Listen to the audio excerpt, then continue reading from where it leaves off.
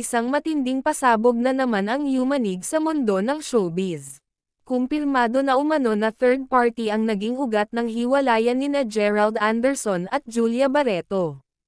Matagal-tagal ding tumagal ang kanilang relasyon, halos isang dekada, pero nauwi rin ito sa wala.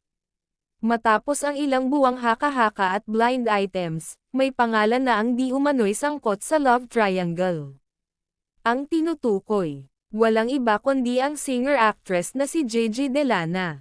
Ayon sa mga malalapit sa kampo ng dalawa, nagsimulang magbago ang ihip ng hangin nang magsama sa isang proyekto sina Gerald at Gigi.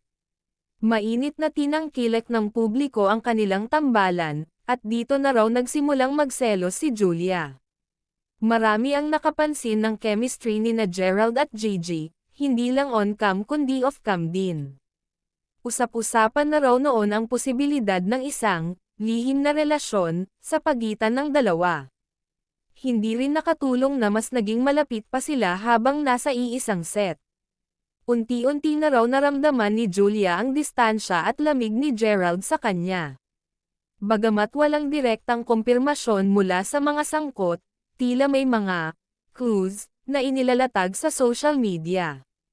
Ilan sa mga netizens ang nagsabing, obvious, na raw ang mga pahiwatig sa kabila ng pananahimik nina Gerald at Gigi, mas lumalakas ang ugong na may namamagitan nga sa kanila.